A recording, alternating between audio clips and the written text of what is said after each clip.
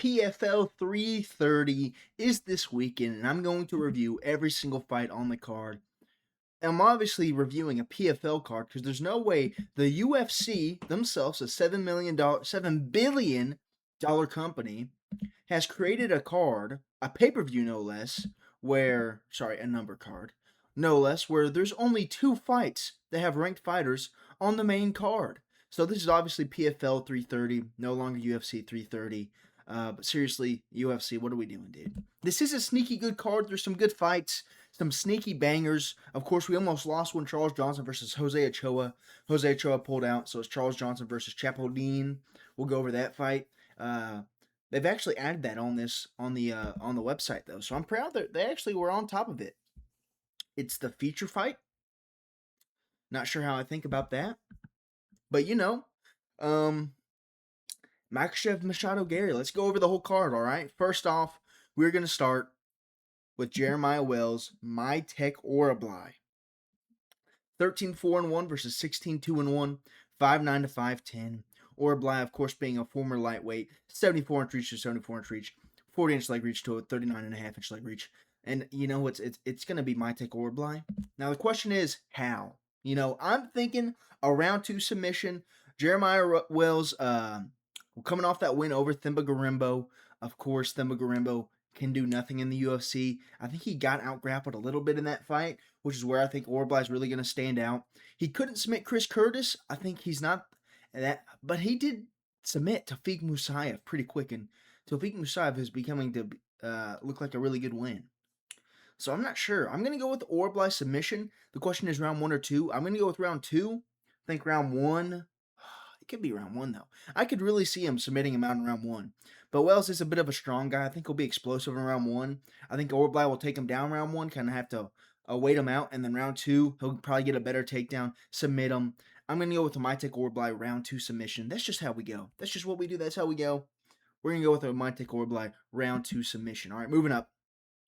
Neil the Cockroach Magny versus Ramiz Brahimaj, 31-15, not even that bad of a record, to 13-6, 6'3" to 5'10", insane, 80-inch reach to a 72-inch reach, 45-inch leg reach to a 39-inch leg reach, and I am going to go with the favorite. Man, okay, I thought Brahimaj was the underdog. He is actually the favorite. I'm going to go with him. I think Magny, I said this last week, and I picked a lot of fighters that were young compared to the older guys, and I went 2 for 3, or yeah, I guess that's how you say it. 2 for 3 in terms of choosing the younger guy to win, and it worked out.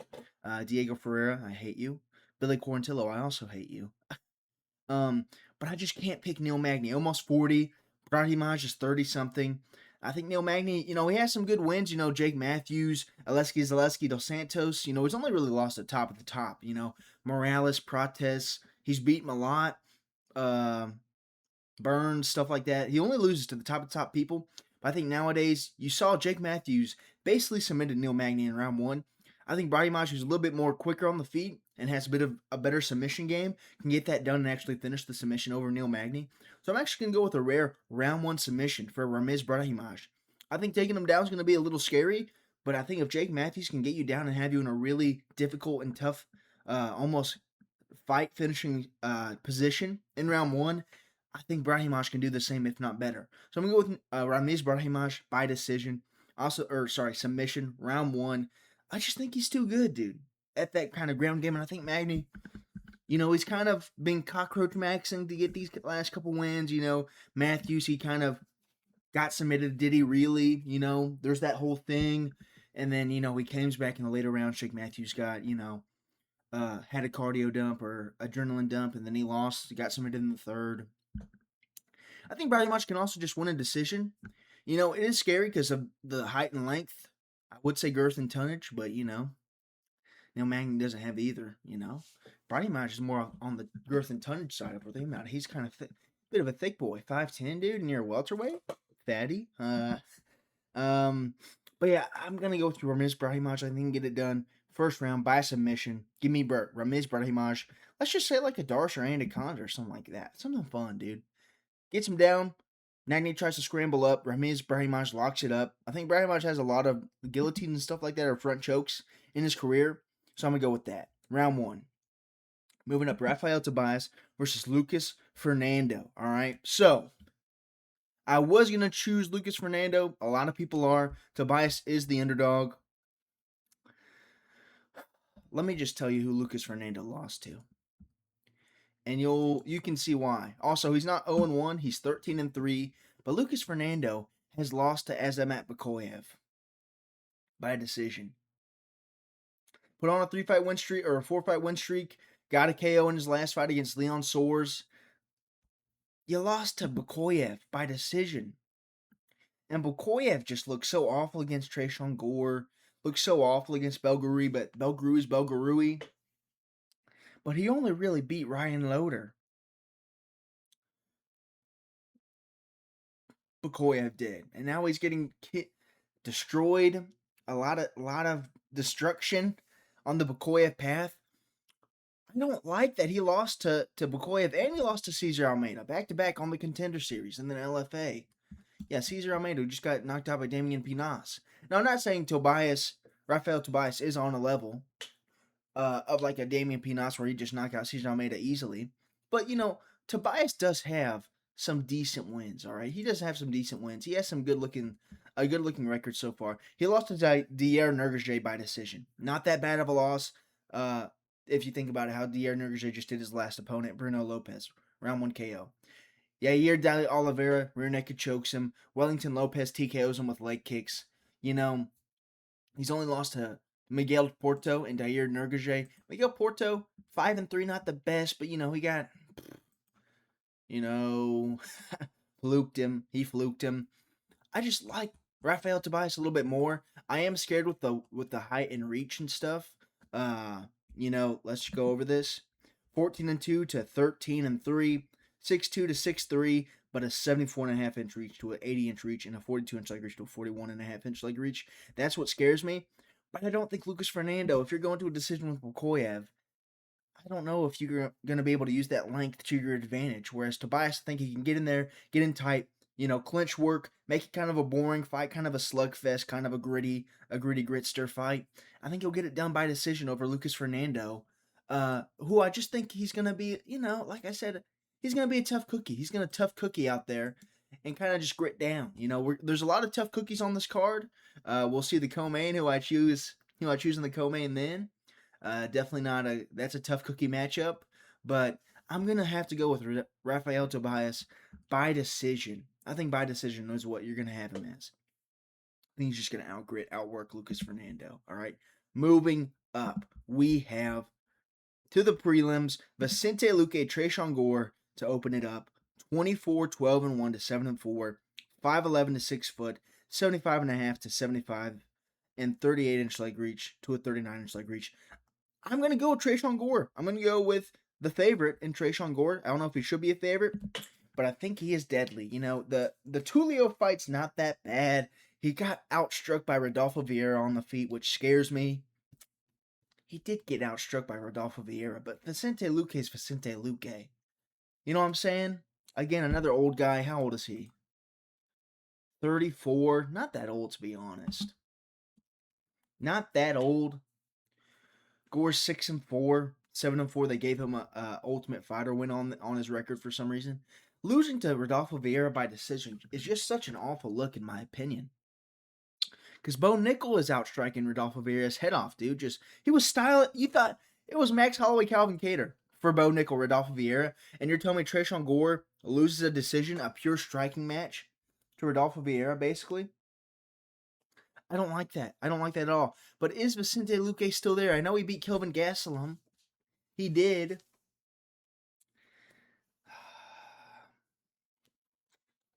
Loses to Joel Alvarez, basically like TKO'd in the first. Lost to Kevin Holland. Buckley, pretty easily. He submits Themba Garimbo. I'm going to go with Tresean Gore just being too much of a tough... Hey, guess what? We're back at it again. Tough cookie. All right, Tresean Gore's a tough cookie. He's going to get it done. I think round one's going to be really tough. Vicente Luque is going to have some pop and power, and I think Gore may get hurt, but I think round two, he's going to hurt Luque. Luque's going to shoot in on a bad shot. He's going to get guillotined. All right, I think Tresean Gore has some nasty standing guillotines, has a nasty guillotine, high elbow guillotine. think he's going to get it over Luque. He hurts him. Luque shoots in. He gets guillotined in the second round. All right, that's what I'm thinking. Even though I think it's an ugly record, Tresean Gore has an ugly record, 6-4 really. Lost to Rodolfo Vieira on the feet. Rodolfo Vieira's crafty, dude. He's crafty, So that's why he got one over the legendary Tresean Gore. Tresean Gore didn't even get to release his guillotine of doom. All right, so it was lucky that Rodolfo Vieira got it done. I am gonna go with Tresean Gore. Unfortunately, I think Luque has a really good chance. He's a good underdog. If you want to have like a good underdog parlay, I think Luque is a very good person to add on there. But for now, I'm gonna go with Tresean Gore. Also, I think Neil Magny's a pretty good underdog. If we're just doing like an underdog parlay, those are some good picks for you. Moving up, Dante Johnson versus Eric Makhachev. 8-0 to 11-4-1, 5'8" to 6 foot, crazy. 74-inch reach to 77-inch reach, 42-inch leg reach to a 41-inch leg reach. I think Eric Makhachev has an underrated shot at winning this, but I am going to go with Dante Johnson, the favorite for a reason. 8-0, undefeated. He's fought at heavyweight. He's got pop. He's got power.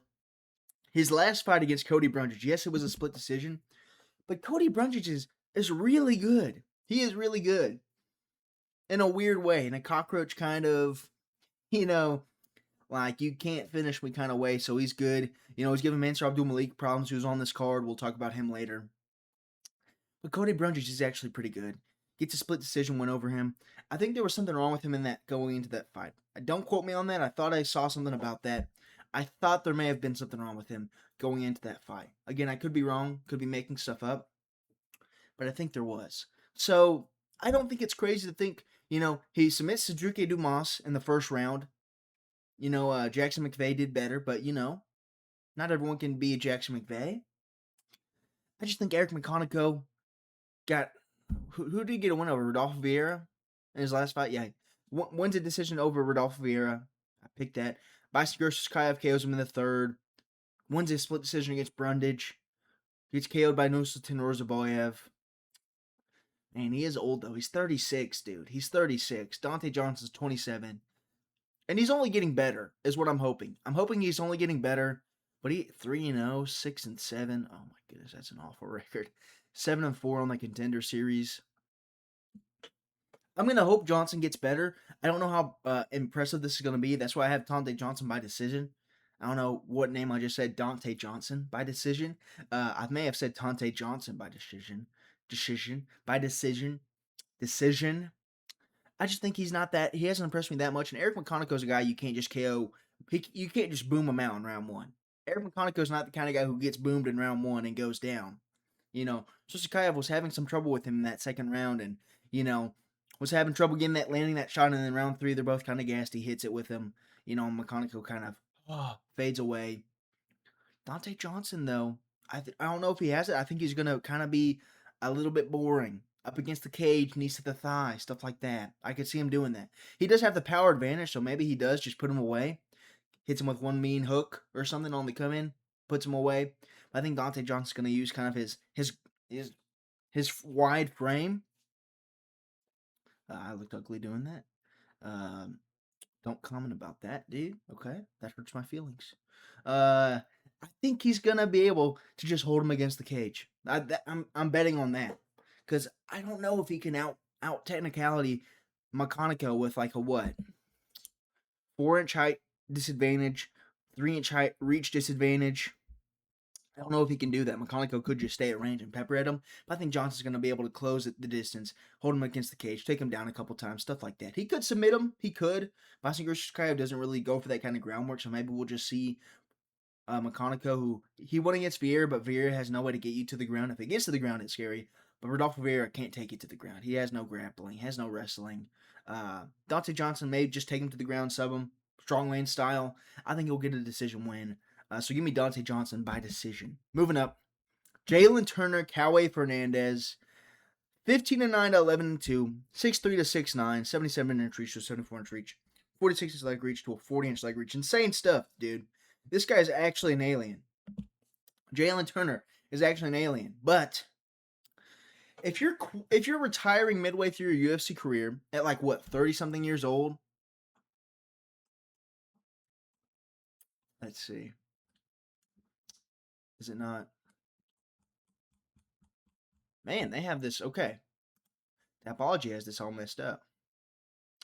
Um, 31 years old. He's 2 months younger than Cowboy Fernandez, and he retired, and now he's back. I don't like the mindset of someone who's gonna retire mid-career. You lose 2 fights in a row, and you go, "Oh, I'm retiring." Really, dude? Gets submitted by Ignacio Bahamondes quickly. Moncano ground and pound TKOs him. Dan Hooker split decision loss. King Green, he KOs him. That's aging pretty well. Edson Barboza, nothing really to it. I think Cowboy Fernandez can get this done by a KO, like a late rounds KO, like a two or three. Just because Galen Turner kind of gives up. He gave up on himself. He gave up on his career. Now he's back. I don't know if I like that kind of mindset. I really don't know if I like that mindset. I really don't know. I think I'm going to choose somebody who believes in themselves in Cowboy Fernandez, who's on a win streak. Not the best win streak, if I'm being honest. Uh, Harry Hardwick, who is that guy? Garam Kutaledze, Muhammad Yahya loses to Mark Dikis by a split decision. Felipe Douglas head kick KOs him.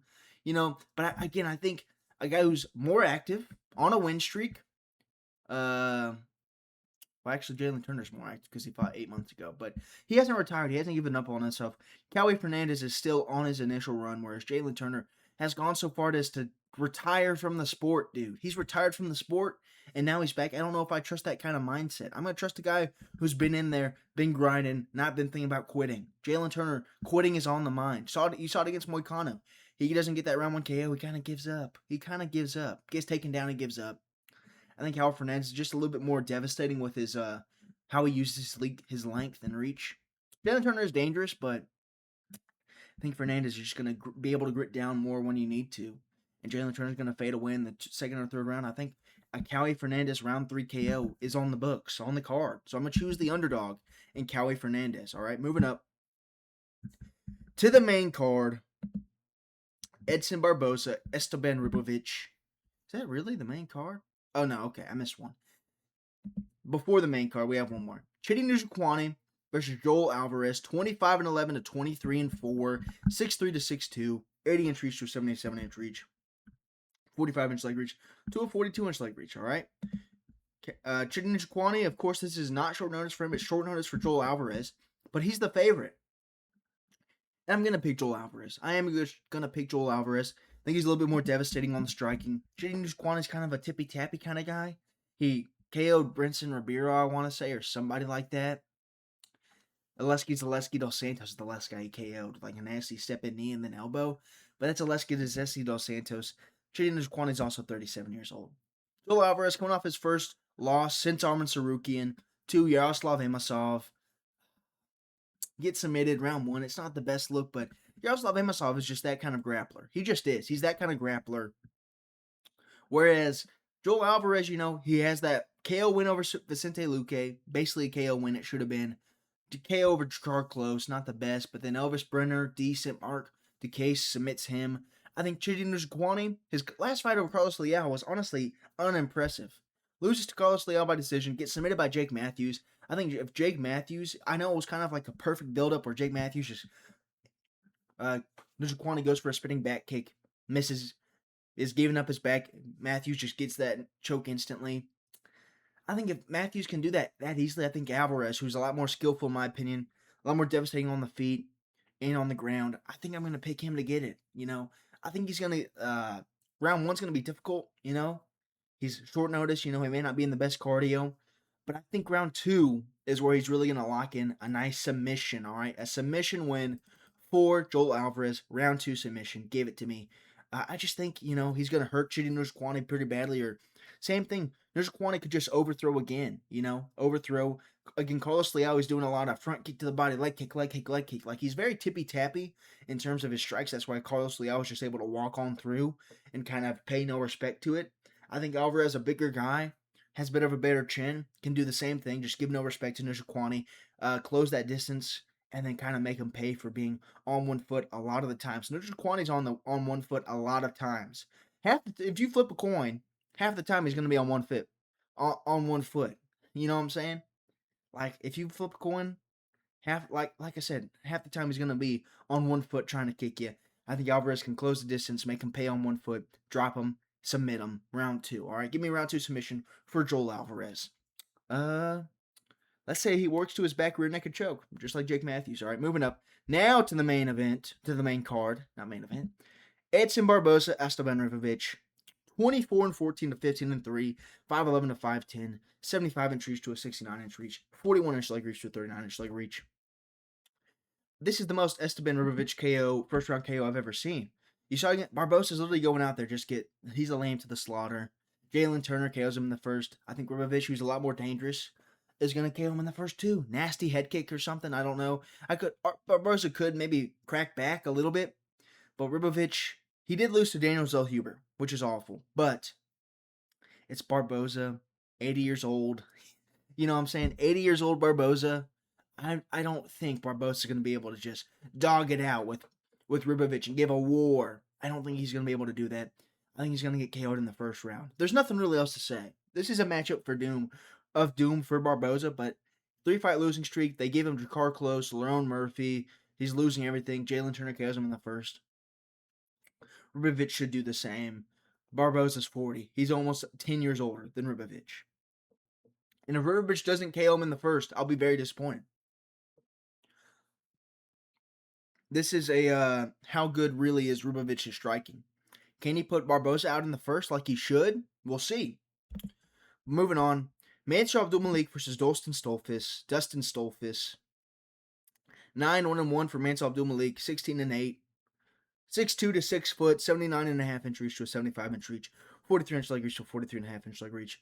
I mean, I'm going to go with a Mansur Abdulmalik round 2 KO. All right, not round 1.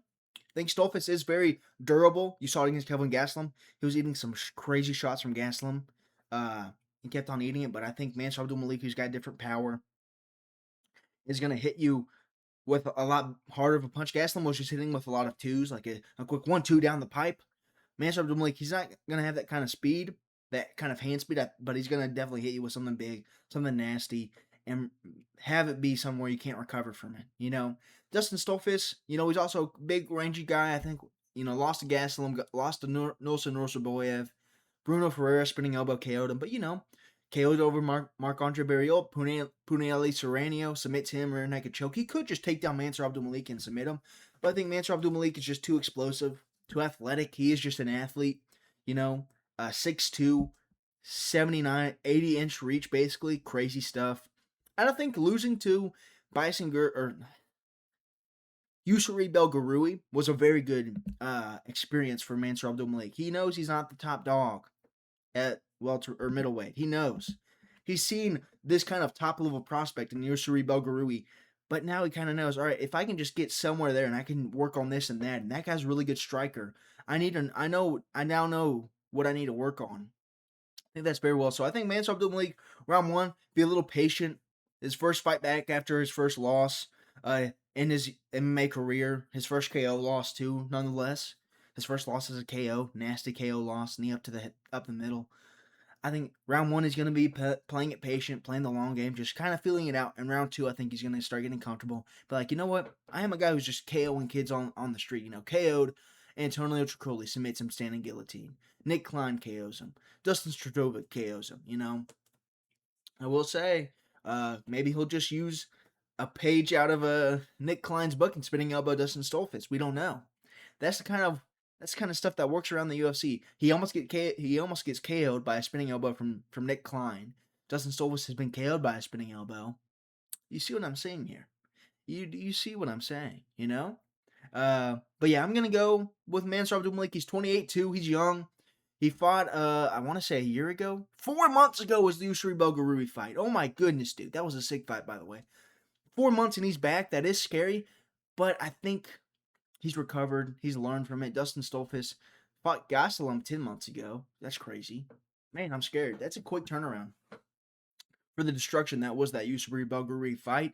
But I think he still gets it done round 2 KO for Mansur Abdulmalik. Round 2 KO. Moving on, we have Charles Johnson versus Eduardo Cepoline. So first off, just so you know, he's not 1-0. All right, he's not 1-0. Where is it?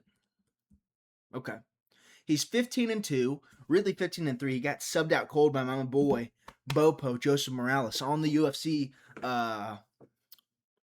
Ultimate Fighter. Not this season, last season. He was the first pick, DC's first pick, first round pick. Boom. This just in, first pick. And it's Eduardo Chapelin, and he gets subbed out cold by Chael Sonnen's Joseph Morales in round 1. Gets subbed out. Now, does Charles Johnson have that kind of ability? Maybe. I think Joseph Morales is a better grappler infinitely than Charles Johnson, so I'm not sure if Charles Johnson's going to play that grappling game. Eduardo Chapelin is a dangerous striker, very dangerous striker, very dynamic. Like I said, he's 15-2, has a lot of wins. Won on the Contender Series to get a contract by decision, though. Kind of a boring decision. KOs some guys on LFA, 8-2, 10-2, 8-1, 10-5-1. This is short notice, though. Short notice. He did fight almost a year ago and to Howe on the Contender Series. But Johnson, he's on a win one, lose one streak. This is a young up-and-comer, technically. He is now the favorite, I'd guess. If they even are doing fight odds on this, they may. But 19-9 to 15-2, really 15-3. Bopo, made him look funny. 5'9" it says 5'7". I saw 5'5" on the or like 5'9" or I think 5'5" on one of the fights, on one of his LFA fights. It registered him as 5'5", so I don't know about that. 70-inch reach to a 67-inch reach. And a 40-inch leg reach to a 0-inch leg reach. We don't know leg reach. Also, his name is Eduardo Henrique. Chapelin is his nickname. That's like if they put Charles Energy instead of Charles Johnson, but they put Eduardo Chapelin when it should be Eduardo Henrique. But who cares? Also, feature fight, somehow this may be wrong. This probably should be wrong. This should not be the feature fight. Should be more on the prelims. But I'm going to go with the Charles Johnson decision. I think, short notice. He has been training for a year, I'd guess. I would hope that he's at least been in the gym, been in shape for a year, just kind of waiting for a fight. This one shows up. They say, hey, do you want to be short notice on UFC 330 against Charles Johnson? A tough matchup. He'll probably take it. He is dynamic, like I said. He is kind of dangerous, but I don't know, dude. I don't know. Huge reach disadvantage. But then Bruno Silva. But also Charles Johnson is due for a win. Charles Johnson is a win-1, lose-1 fighter. He's coming off that loss to Asuman Babayev. I would have picked Charles Johnson to beat Jose Ochoa. I just would have. So I'm going to have to pick him to beat Eduardo Enrique, who I think is way worse than Jose Ochoa. And if I pick Charles Johnson to beat Jose Ochoa, I think I got to pick him to beat Eduardo Chapelin. All right? So Charles Johnson by decision. I think a little boring maybe. But I think he'll just get it done. Outpoints Eduardo Chapelin. Chapelin just doesn't have it in him. All right, moving on. Co-main event. Mackenzie Dern, Gillian Robertson. 16-5 to 17-8, 5'4 to 5'5, 63-inch reach from both, 37.5-inch leg reach for Dern, 35.5-inch leg reach for Robertson. I'm going with the underdog, plus 180 in Gillian Robertson. I think she's a tough cookie, all right? I think she's a tough cookie, a tough, what's a T letter name for a woman? Tally? No. A tough Teresa, you know what I'm saying? A Hard Knocks, Harrietta, like stuff like that where I just think Dern, who's been in some wars, the what's her name? Who should just be Verna Jandaroba, I want to say. Yeah. Amanda Ribas submitted her. Lupita Godinez, lost to Amanda Lemos, and Jessica Andrade got KO'd. She's 33. Robertson's 31. It says, yeah. Yeah, okay. That's all the same. I think Gillian Robertson's a bit of a tough cookie, dude. Mackenzie Dern, jiu-jitsu background. The jiu-jitsu people do not have kind of grit. They don't have grit. They just don't. Now, she did grit it out with Verna Jandaroba, but it's because Verna Jandaroba is also a jiu-jitsu lady. She is ugly, but that doesn't mean you can just grit out any fight. I think Robertson, a little bit tougher, a little bit more grittier. I don't know if she has more pop. The striking advantage, I'm not too sure. Grappling advantage, I think it's pretty decently even. I think it's going to be a same kind of stand-up fight where I would see Dern shooting takedowns more than anything. But Dern, with that constant forward pressure she has, I think Robertson could do decent on the counter. She did scare me with her Amanda Lemos win because she kind of looked awful. But Amanda Lemos is no joke. You saw it against Alexa Thainara. She can bang still. She can still bang and still land heavy. She still has heavy hands for an 80-year-old woman, you know?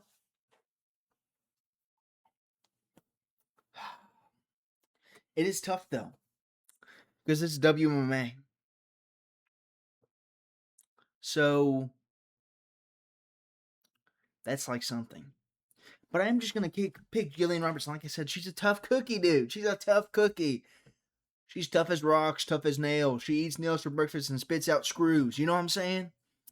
She chews on nails and makes screws for people. That's just who Gillian Robertson is. Canadian does scare me. But, she's like the old Canadian, so maybe she still has some grit. Dyes her hair. That's something. Mackenzie Dern, again, though, showing stuff on the UFC embedded. People are going to watch her weigh in for not what you should normally watch her weigh in for. Whereas she's all business. She's strictly business. And I think they kind of know what to look forward to. I think both these ladies lose to Zhang Wei Li. This is just Zhang Wei Li's division until she gets back.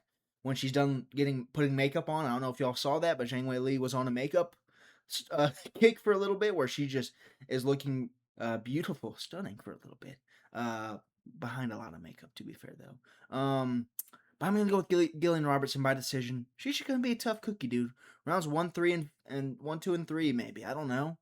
Just outgritting, doing more damage, some nasty elbows on the come in. I think that's what you kind of really need to do is while Mackenzie Dern's doing her stupid blitz, her Juliana Pena hook spamming blitz, you step in, elbow, maybe then you step out and you're ready again, and then you kind of you pop the jab and then you're moving around and then she comes in again, you elbow on the break and then you close out again and then maybe you low kick. You don't want to low kick too much, give something Dern to grab onto, but maybe you low kick and then she's kind of doing her little rush again and then you tomahawk elbow, oh bam again and then you get out of there again and bam, step in elbow again.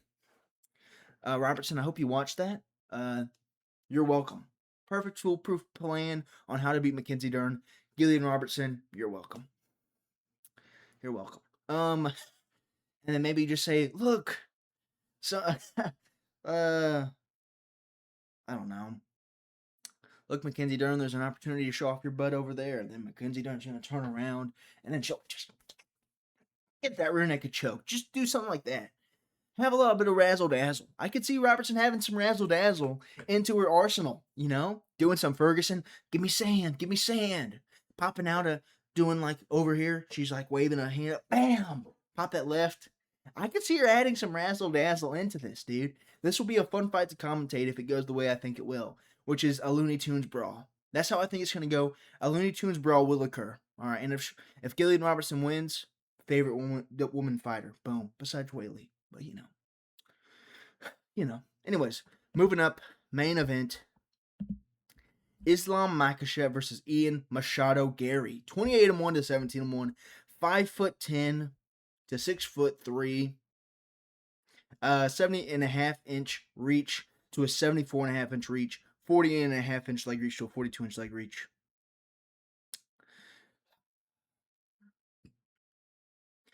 I have dreams of Ian Machado Garry styling on Islam Makhachev. I just do. I have visions. Like Thor in the early Marvel movies where it's like in that tub of water and he's getting shocked and he's going, and he has the vision. About vision? What? And he uses the hammer and shoots open and vision then comes to life and he has the hammer and that was a crazy moment. Anyways. But I'm not Thor. I don't have visions, dude. I think Islam Makhachev wins by submission, round 3 submission. Now, I do think Ian Machado Garry has a better fundamental base for like jiu-jitsu and grappling and stuff than JDM. But I also think he's going to try and, do a little bit more on bottom. JDM was very content with sticking on bottom, and also Makhachev was very content with staying in half guard. It was a boring, awful fight. Islam, if you're in the position where you're in control, you gotta control the fight. Then you're the one that's got to push. I don't care if you people go if people are saying, well, JDM didn't do anything either. Yeah, because Islam Makhachev was in control. The person in control is going to push. If it's on the feet, you bet JDM's going to be pushing forward trying to get a finish. Same thing works for grappling. Anyways, off topic. I just think Islam Makhachev's just so good, dude. He is so good. Now, what worries me is Ian Garry could just be on the back foot. I could see Islam just not having enough power, not having enough stand-up ability to kind of make Garry pay for being on the back foot so much. He's not, like I said, he doesn't do combinations really. He doesn't, and if he does do combinations, he finds himself out of place a lot. Dude, the more I talk about this, the more I think Ian Garry's gonna win.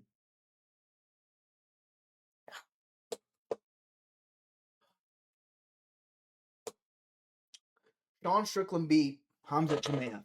I predicted that to happen. I predicted Sean Strickland to beat Hamza Chimaev by decision. Go watch back at thing. I even have a short of me choosing it. I predicted it perfectly. Joshua Van beats Tatsuro Taira as an underdog. I predict that perfectly. Almost. I didn't think he'd get a finish, but I thought he'd win a decision. Justin Gaethje and Alex Pereira both lose at the White House. I did not predict that at all. Surprised me. Do I think we're just going to have another crazy upset where somebody that's on, honestly, is at GOAT status already, but is trying to cement his legacy further, is going to fall short like Pereira did, like Ilia Topuria did? It's tough. It's actually very tough. I could really weirdly see Ian Garry on the back foot. Islam just having no answers to somebody who's back foot heavy. But I think he's very good, I think he's very good, and if he learns to cut off the cage well, which I think he's known for a while that he's had to go against Ian Garry, where he's gonna have to cut off the cage and get him to his back against the fence, and then he can really go for something in terms of grappling a single leg. I think Garry against Shavkat, he survived so well because Shavkat is a very I'm gonna grab the single leg and throw you on the floor, and I'm gonna try and topple you over. And so Ian Garry, who has a judo background, is very good at keeping his balance, staying upright, just being kind of ahead of you in terms of when you try and just get him to fall over to gravity to leverage. Islam is just so nasty about grabbing that snatching up a lead leg and then tripping out that back leg or capturing that back leg. You're doing something with that back leg where it's not a balance thing. He doesn't make you fall over. He forces you over. He trips you over. He does something where he gets both legs off the ground at one point. I think he's just so good at that. Where I have to pick him to win. I think round 2 is really going to be the deciding round. I think round 1, Ian Garry's going to look fast. He's going to look good. He's going to be popping Islam at range. And it depends on how good round 1 goes. If Ian Garry just 10-8s Islam on the back foot, he's going to win. He is going to win. But if he, just gets ahead on points, on strikes, and just is on the back foot all of round 1, and, he gets a win, but it's like, well, he outstruck Islam like 5-0. So that's why he won, because he got 5 more significant strikes than Islam. Then, at round 2, like I see, if it goes that way, where he just barely wins round 1, and then round 2, I think Islam, he won't get a takedown in round 1. I don't think so. I think he's got to get used to this reach advantage, to this reach disadvantage, to this height disadvantage. He's never really been smaller than anybody in the cage, besides maybe Oliveira. Even JDM, they were like same height, JDM's a small welterweight. He just is. Ian Garry's this freakishly tall welterweight with an awful hairline. He's jealous of my hairline, dude. Me and Islam have the same hairline. Anyways, I think round 2 is where Islam's going to get used to that reach, kind of start realizing. I think he's very good at adapting too. Islam's very good at adapting. He is very good at that. Has very good game plans too. So I think round 2, he's going to kind of be again following Ian Garry, kind of like a dog on the leash. But I think late round 2, he'll get a takedown. He'll finally get a takedown up against the cage, something like that. Work something late, not really get anything off of it, but just get Ian Garry down, and everyone's going to go, whoa, okay, let's see where this goes. And then round 3, I think early round 3, he'll get that takedown again, and I think he'll sub him out in round 3. I was really wanting to choose a decision win for Islam, because if I think it'll be a boring fight, which I think it may be, and Islam wins, it'll hurt my heart less if it's 2 back-to-back awful boring decisions from Islam Makhachev. But if I just have to trust that he can actually get a finish over Ian Gary, who has no finishing potential. I think you either got to be too technical for Islam, you got to out technicality him, which I don't think Ian Gary's that technical. He is for welterweight, but Islam was a very technical lightweight. Striking, of course, not the best, but I think this skill, his skill level, is going to be able to kind of hide that striking weakness that he has. Again, I am very scared. He gets out of position a lot when he goes forward and pushes forward and tries to strike. I don't know. I don't know. I just think King Gary, if you need to have some pop on you. If you're not going to be as technical as Makhachev, Volkanovski can get away with it because he's shorter, he's stockier. It's hard to really shoot on a short guy because the hips are already low, so you got to shoot even lower. And then he's very technical and he's kind of in and out. And he's quick. Ian Gary's quick. He's long. He's lanky, but he doesn't have that kind of power, that technicality to fall back onto. You need to make Islam Makhachev be worried of something or just kind of outwork him in a place where you're just more technical than him. The Dustin Poirier fight does scare me though. Like that was a pretty bad performance thinking back at it. Dustin was an old man. Dustin is just an old man. But I'm gonna go with Islam Makhachev by round 3 submission.